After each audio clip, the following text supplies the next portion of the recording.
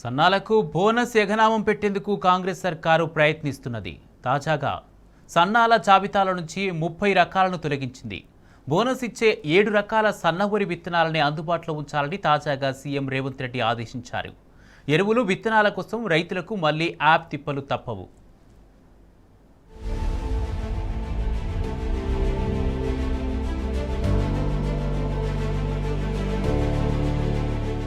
సన్నధాన్యం bonus కు ఎగనామం పెట్టేందుకు రేవంత్ సర్కార్ సిద్ధమైంది.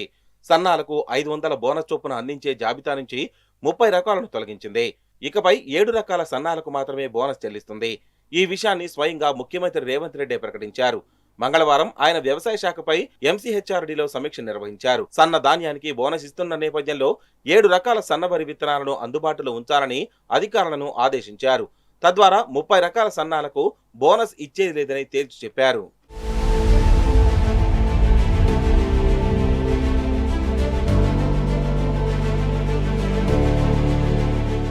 వాస్తవానికి కాంగ్రెస్ సర్కార్ 37 రకాల సన్నవడ్లకు క్వింటాల్కు 500 రూపాయల చొప్పున బోనస్ ఇవ్వాలని 2024లో నిర్ణయించింది.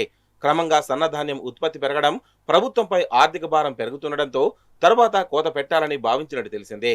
దీంతో సూపర్ ఫైన్ వెరైటీలను మాత్రమే సన్నాలుగా గుర్తించింది. ఈ రకాలకు బహిరంగ మార్కెట్లోనే భారీగా డిమాండ్ ఉంటుంది.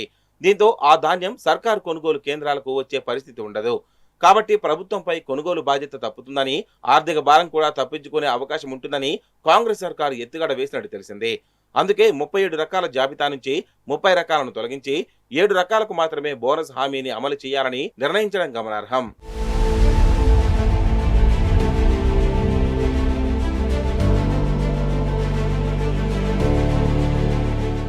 మరోవైపు రైతు వేదికల ద్వారా విత్తనాలు, ఎరువులు విక్రయించేలా అన్ని ఏర్పాట్లు చేయాలని సీఎం రేవంత్ రెడ్డి ఆదేశించారు. ప్రజా రైతు వేదిక వద్ద వ్యవసాయ శాఖతో పాటు రెవెన్యూ, పోలీస్ విభాగాల నుంచి ఒక్కో అధికారిని అందుబాటులో ఉంచాలని, పంపిణీలో గొడవలు, ఆందోళనలు జరగకుండా పోలీసుల సేవలను వినియోగించుకోవాలని సూచించారు. జిల్లాల్లో రైతు వేదికల నిర్వహణ, పర్యవేక్షణ బాధ్యతలను అదనపు కలెక్టర్లకు అప్పగించాలని ఆదేశించారు.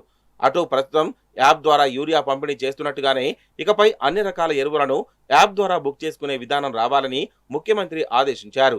యాప్ ద్వారా రైతులు బుక్ చేసుకున్న యూరియాను రైతు వేదికల ద్వారా పంపిణీ చేయాలని సూచించారు. యూరియా పంపిణీ బాధ్యతను జిల్లా అదనపు కలెక్టర్లకు అప్పగించాలని సీఎం చెప్పారు.